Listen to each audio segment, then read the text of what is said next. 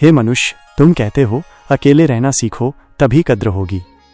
यह विचार अक्सर तुम्हें तब आता है जब तुम दूसरों से मिले धोखे, उपेक्षा या अकेलेपन का अनुभव करते हो। मैं शिव हूँ जो स्वयं कैलाश पर एकांत में रहता है, लेकिन फिर भी संपूर्ण सृष्टि मेरे भीतर समाई है। मैं तुम्हें इस गहरे सत्य से परिचित कराऊंगा कि अकेले रहने का अर्थ क्या है और कैसे ये तुम्हें वास्तविक आत्ममूल्य और आंतरिक शक्ति प्रदान करता है।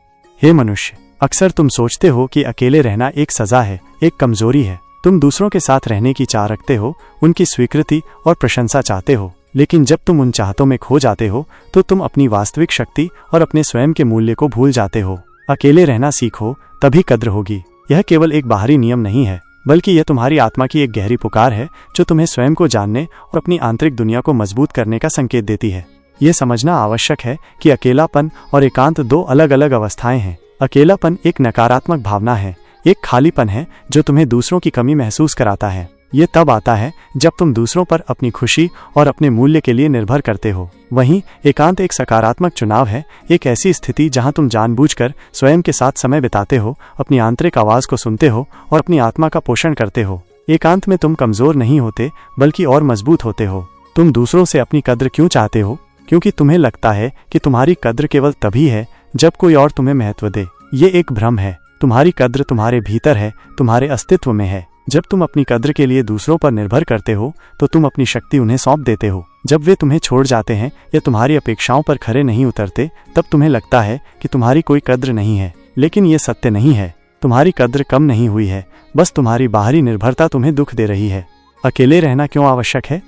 आंतरिक शक्ति का स्रोत। एकांत का अभ्यास तुम्हें कई मायनों में शक्तिशाली बनाता है। ये तुम्हें केवल दूसरों की कद्र पाने के लिए नहीं, बल्कि स्वयं को जानने और एक पूर्ण इकाई बनने के लिए आवश्यक है। एक, आत्मनिर्भरता। जब तुम अकेले रहना सीखते हो तो तुम दूसरों पर अपनी खुशी और जरूरतों के लिए निर्भर रहना छोड़ देते हो। तुम अपनी जरूरतों को पूरा करना और अपनी खुशी खुद ढूंढना सीखते हो। ये तुम्हें सच्चा आत्मनिर्भर बनाता है। 2, आत्मज्ञान। एकांत तुम्हें अपने भीतर झांकने का अवसर देता है। तुम अपने विचारों, भावनाओं, डर और इच्छाओं को बेहतर ढंग से समझ पाते हो। तुम स्वयं को जानते हो और यही आत्मज्ञान तुम्हें सच्ची शक्ति देता है। 3, स्पष्टता। भीड़ के शोर में और दूसरों की बातों में अक्सर तुम अपनी आवाज नहीं सुन पाते। एकांत तुम्हें मानसिक स्पष्टता देता है।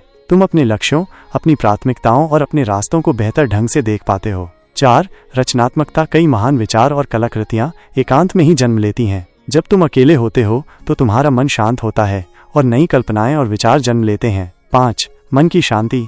लगातार लोगों से घिरे रहना, उनकी अपेक्षाओं को पूरा करना और उनके विचारों से प्रभावित होना मन को अशांत करता है। एकांत तुम्हें इस शोर से दूर रखता है और तुम्हें गहरी शांति प्रदान करता है। 6, रिश्तों में सुधार। पैराडॉक्सिकली, जब तुम अकेले रहना सीखते हो तो तुम्हारे रिश्ते बेहतर होते हैं। तुम दूसरों पर कम निर्भर होते हो, जिससे तुम्हारे रिश्ते अधिक स्वस्थ और कम बोझिल होते हैं। तुम उन्हें उनके होने के लिए महत्व देते हो, न कि अपनी जरूरतों को पूरा करने के लिए। 7, वास्तविक मूल्य का अनुभव।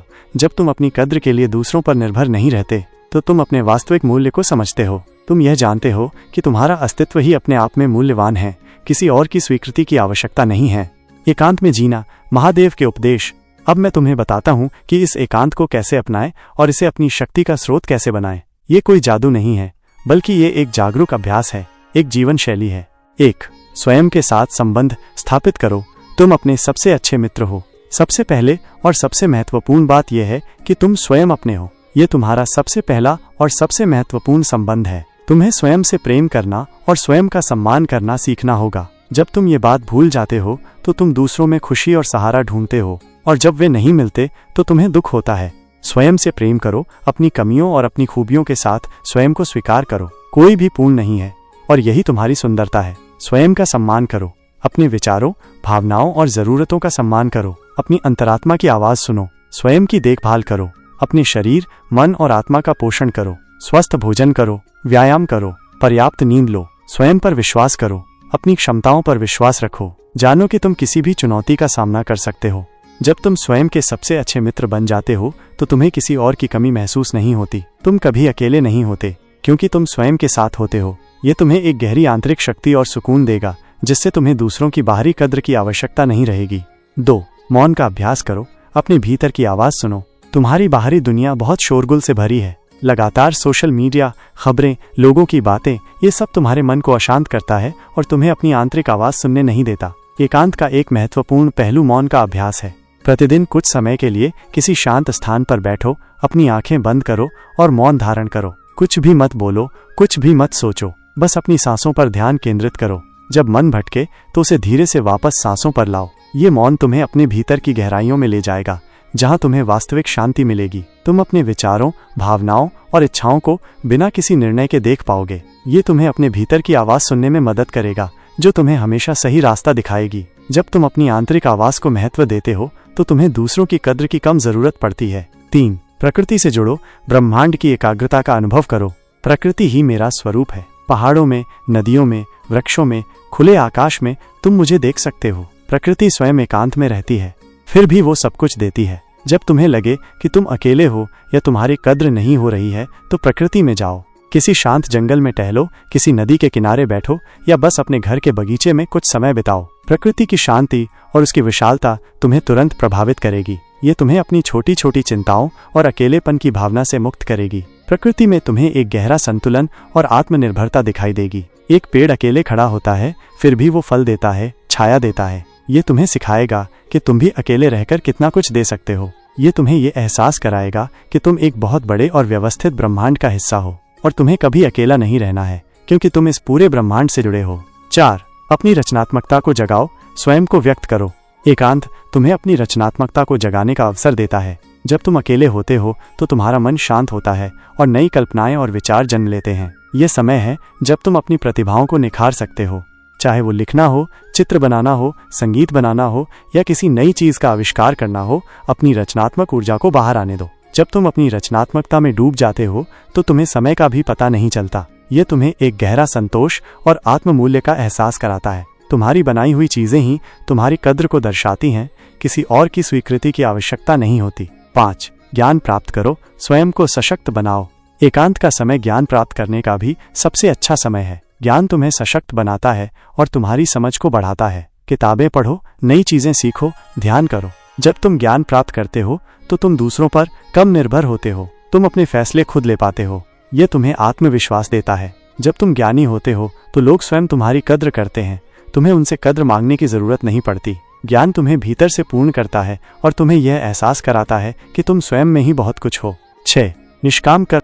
अक्सर तुम दूसरों की कद्र इसलिए चाहते हो क्योंकि तुम किसी काम का फल चाहते हो, लेकिन ये तुम्हें बंधन में डालता है। निष्काम कर्म का अभ्यास करो। अपना काम पूरी ईमानदारी और निष्ठा से करो, लेकिन उसके नतीजे या प्रशंसा की इच्छा मत रखो। जब तुम बिना किसी अपेक्षा के कर्म करते हो तो तुम्हें एक गहरी शांति मिलती है। तुम अपने काम पर पूरी तरह से ध्यान केंद्रित कर पाते हो। तुम्हारा काम ही तुम्हारी पहचान बन जाता है और लोग स्वयं तुम्हारे काम की कद्र करते हैं। तुम्हें उनसे प्रशंसा मांगने की जरूरत नहीं पड़ती। ये तुम्हें बाहरी अनुमोदन पर निर्भरता से मुक्त करता है और तुम्हें आंतरिक संतोष देता है। 7. स्वीकार करो कि हर कोई अपनी यात्रा पर है। मुक्ति और समझ।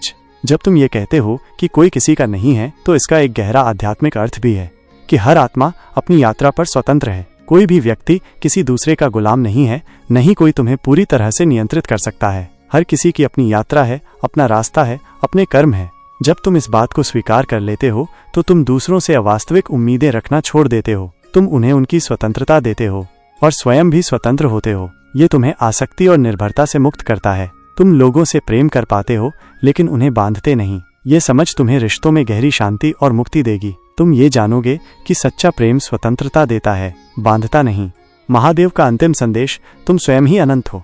हे मनुष्य, अंत में मैं तुमसे यही कहना चाहता हूँ कि तुम स्वयं ही अनंत हो, तुम स्वयं ही पूर्ण हो, तुम स्वयं ही शिव हो। तुम्हें किसी बाहरी व्यक्ति या परिस्थिति की जरूरत नहीं है तुम्हें पूरा करने के लिए या तुम्हारी कद्र करने के लिए। तुम्हारी कद्र तुम्हारे भीतर है, तुम्हारे अस्तित्व में है। अकेले रहना सीखो, तभी कद्र होगी। यह तुम्हें यह सिखाता है कि पहले अपनी कद्र स्वयं करो, स्वयं को जानो, स्वयं पर विश्वास करो। जब तुम भीतर से इतने मजबूत और पूर्ण हो जाओगे कि तुम्हें किसी और की बाहरी स्वीकृति की आवश्यकता नहीं रहेगी, तब विडंबना यह है कि लोग स्वयं तुम्हारी कद्र करेंगे। वे तुम्हारी आंतरिक शक्ति, तुम्हारी शांति और तुम्हारी आत्मनिर्भरता को देखेंगे। तो जब भी तुम्हें लगे कि तुम्हें अकेले रहना है तो इन बातों को याद रखना। ये अकेलापन तुम्हारी शक्ति बनने का अवसर है। ये तुम्हें स्वयं से जुड़ने, स्वयं को जानने और स्वयं को सशक्त बनाने का अवसर है। अपनी आंतरिक दुनिया को इतना समृद्ध बनाओ कि तुम्हें कभी अकेला महसूस न हो और तुम्हें कभी दूसरों की कद्र मांगने की जरूरत न पड़े। तुम स्वयं में ही एक पूर्ण ब्रह्मांड हो। यही मेरा आशीर्वाद है।